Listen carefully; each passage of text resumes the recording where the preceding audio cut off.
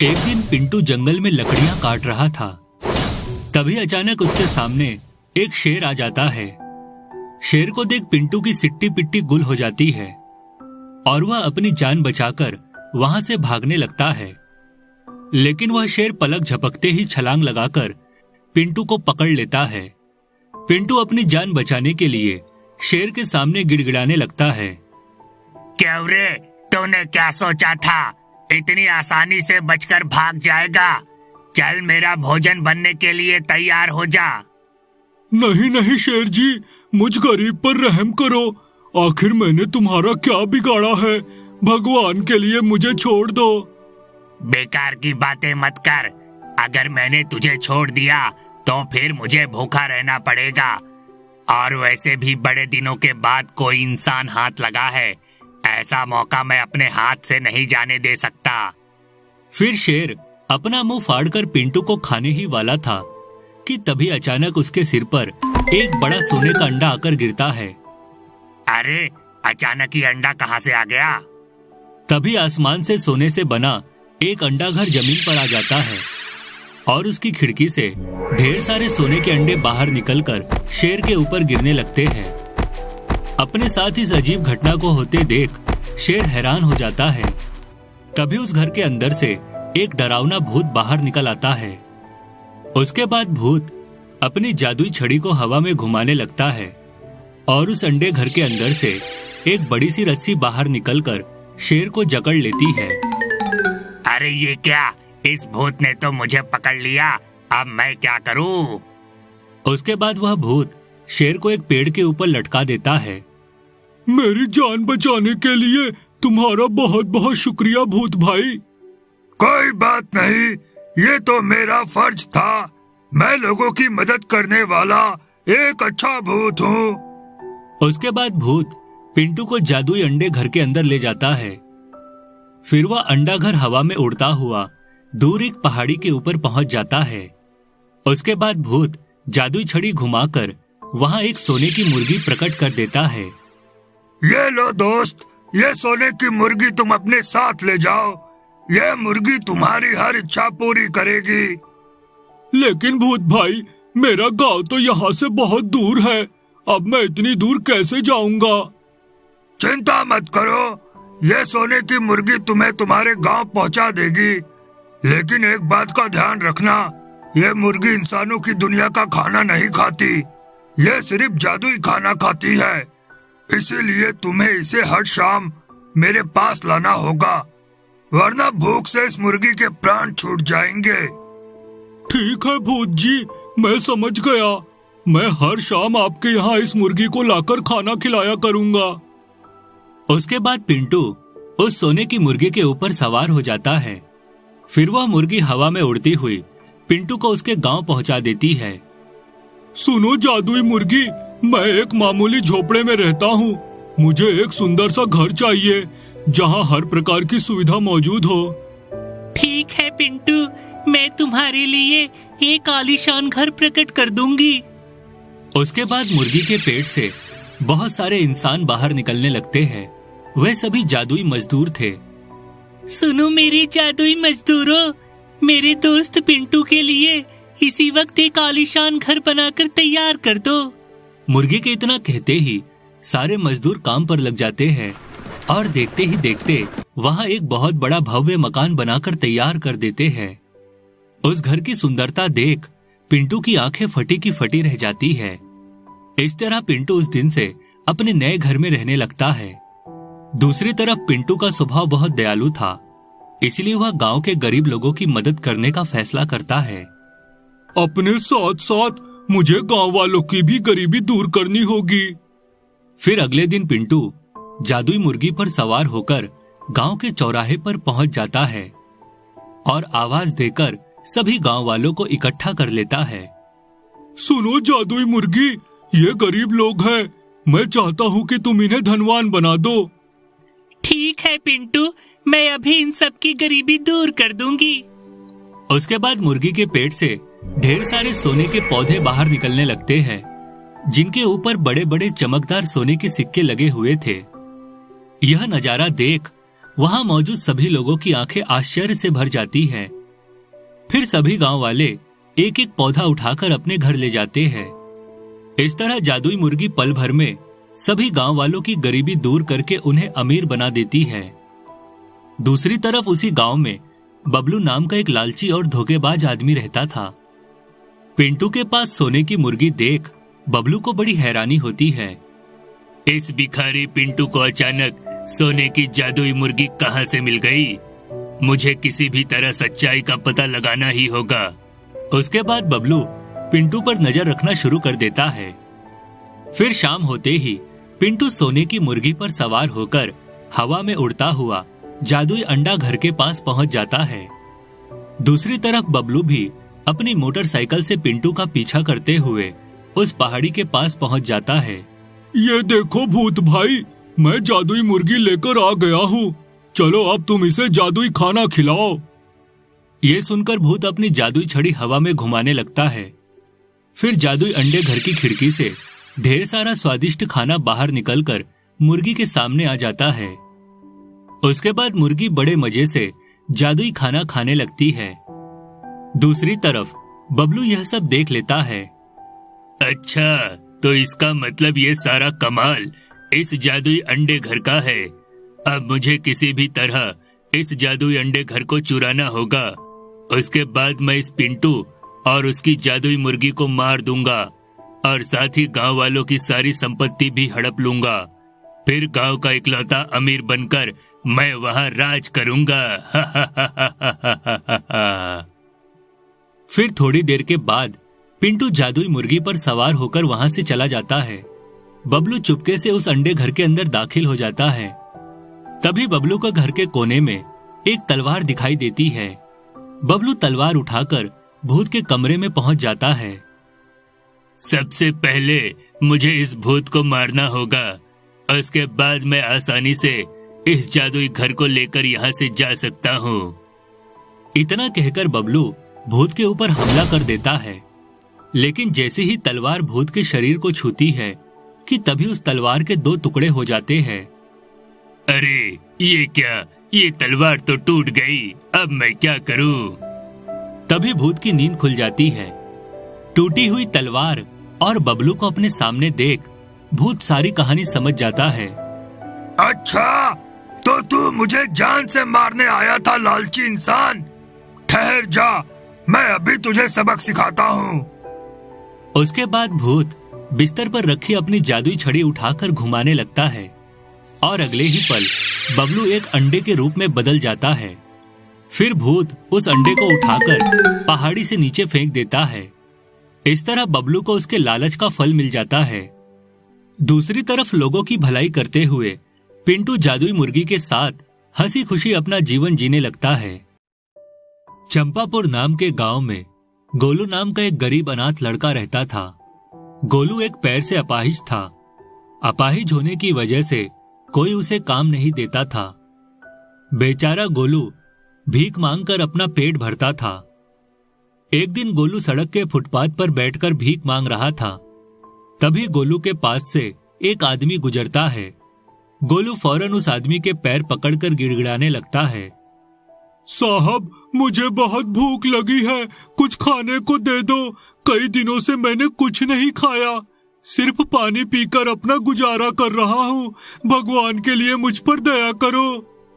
अरे सुबह सुबह इस भिखारी की शक्ल देख ली। अब मेरा पूरा दिन बेकार जाने वाला है। ए भिखारी, चल छोड़ मेरा पैर। मैं तुझे 1 रुपए भी नहीं देने वाला। बेकार में मेरा समय बर्बाद मत कर। चल हट यहाँ से। इतना कहकर वह आदमी गोलू को लात मार के गिरा देता है। उसके बाद वह आदमी हंसता हुआ वहां से चला जाता है। अपनी इस लाचारी पर गोलू को बहुत दुख होता है और वह फूट फूट कर रोने लगता है। तभी वहां गांव का सरपंच आ जाता है। अरे क्या हुआ गोलू, इस तरह क्यों रो रहा है? देख, मेरे पास तेरे लिए एक बढ़िया काम है। अगर तूने उस काम को कर लिया तो मैं तुझे पूरे 50 रुपए दूंगा। गोलू 50 रुपए की बात सुनकर खुश हो जाता है। हाँ हाँ मालिक, कहिए क्या काम है। आप जो भी काम कहोगे मैं कर दूंगा। आज सवेरे मेरे घर की 10 मुर्गियां पास के जंगल में भाग गई है। तुझे उन्हें पकड़कर वापस लाना होगा। लेकिन मालिक, जंगल में तो बहुत खतरनाक जानवर रहते हैं, वहाँ जाना खतरे से खाली नहीं है। अब बेकार के बहाने मत बना। अगर तुझे 50 रुपए चाहिए तो हाँ बोल, वरना मैं ये काम किसी और से करवा लूंगा। नहीं नहीं मालिक, ऐसा मत करना। मैं जंगल जाकर किसी भी तरह सभी मुर्गियों को पकड़कर आपके पास ले आऊंगा। ठीक है, शाम तक मेरे घर पर सभी मुर्गियां पहुंच जानी चाहिए। अच्छा, मैं चलता हूँ। इतना कहकर सरपंच वहां से चला जाता है। उसके बाद गोलू बैसाखी के सहारे चलता हुआ जंगल में पहुंच जाता है। जंगल में पहुंचते ही उसे चारों तरफ से डरावनी आवाजें सुनाई देने लगती है, लेकिन फिर भी गोलू हिम्मत करके मुर्गियों को ढूंढने लगता है। तभी एक गुफा के सामने गोलू को 10 मुर्गियां बैठी हुई दिखाई देती है। उन्हें देख गोलू खुश हो जाता है और अपने थैले से जाल निकालकर मुर्गियों को पकड़ने के लिए आगे बढ़ने लगता है। लेकिन तभी वह मुर्गियां गुफा के अंदर चली जाती है। गोलू भी उन मुर्गियों के पीछे पीछे गुफा में दाखिल हो जाता है। तभी वह 10 मुर्गियां सुंदर परियों के रूप में बदल जाती है। यह नजारा देख गोलू की आंखें फटी की फटी रह जाती है। अरे, ये मैं क्या देख रहा हूँ? ये मुर्गियां अचानक इतनी सुंदर परी कैसे बन गई? अब मैं सरपंच से क्या कहूँगा? वह मेरी बात पर कभी यकीन नहीं करेगा और मुझे 50 रुपए भी नहीं मिलेंगे। हे भगवान, मेरी तो किस्मत ही फूटी है। दूसरी ओर सभी परियां अपनी जादुई शक्ति से गोलू के बारे में सब कुछ जान लेती है। तभी एक परी गोलू से कहती है, तुम्हें उदास होने की जरूरत नहीं है गोलू। तुम एक अच्छे और ईमानदार लड़के हो, इसीलिए हम परियां तुम्हारी मदद करेंगी। उसके बाद वे सभी परियां अपनी जादुई शक्ति से वहां सोने और चांदी से बनी 2 विशाल मुर्गियां प्रकट कर देती है। फिर अगले ही पल उन दोनों मुर्गियों के शरीर का पिछला हिस्सा आपस में जुड़ जाता है। इन दोनों जादुई मुर्गियों को तुम अपने साथ ले जाओ। इन दोनों मुर्गियों का शरीर इसी तरह आपस में जुड़ा रहेगा। तुम इनसे जो भी चाहे वो चीज मांग सकते हो। तभी एक परी अपनी जादुई छड़ी घुमाकर गोलू के कटे हुए पैर को पूरी तरह ठीक कर देती है। यह देख गोलू की खुशी का ठिकाना नहीं रहता। उसके बाद वह सभी परियां वहां 10 मुर्गियां प्रकट करके गोलू को दे देती है। तुम इन मुर्गियों को ले जाकर सरपंच को दे देना। गोलू उन परियों का शुक्रिया अदा करता है। उसके बाद वह सोने और चांदी की जुड़ी हुई मुर्गियों के ऊपर बैठ जाता है। फिर गोलू उन मुर्गियों को उड़ाकर अपने गांव ले जाता है। तभी सरपंच गोलू के पास आता है। गोलू के पास सोने और चांदी की जुड़ी हुई मुर्गी देख सरपंच को बड़ा ताज्जुब होता है। अरे गोलू, तो जंगल में मेरी मुर्गियां पकड़ने गया था, फिर तुझे ये अद्भुत मुर्गी कहाँ से मिल गई? गोलू एक सीधा साधा नौजवान था, साथ ही वह कभी झूठ नहीं बोलता था। इसलिए वह सरपंच को अपने साथ हुई सारी घटना बता देता है। उसके बाद गोलू मुर्गी के ऊपर बैठकर हवा में उड़ता हुआ गांव के चौराहे के पास पहुंच जाता है। सभी गांव वाले मेरे पास आओ और मुझे अपनी परेशानियां बताओ। मैं तुम सबकी परेशानी दूर कर दूंगा। चलो चलो, सब लोग जल्दी आओ। देखते ही देखते वहां सभी गांव वाले इकट्ठा हो जाते हैं। तभी एक आदमी गोलू से कहता है, अरे गोलू भाई, क्या सच में तुम हमारी सारी परेशानियां दूर कर दोगे? हाँ हाँ बिल्कुल, कहो तुम्हें क्या परेशानी है वीरू? गोलू भाई, कई सालों से अपने खेतों में मेहनत कर रहा हूँ, लेकिन मेरे खेतों में अच्छी फसल नहीं होती और हर साल मेरे ऊपर ढेर सारा कर्ज चढ़ जाता है। अब तो ये नौबत आ गई है कि मुझे अपना घर बार बेचकर ये गांव छोड़कर यहाँ से जाना पड़ेगा। क्या इस मामले में तुम मेरी कुछ मदद कर सकते हो? हाँ हाँ, क्यों नहीं। ठहरो, मैं अभी तुम्हें अपनी इन दोनों मुर्गियों का कमाल दिखाता हूँ।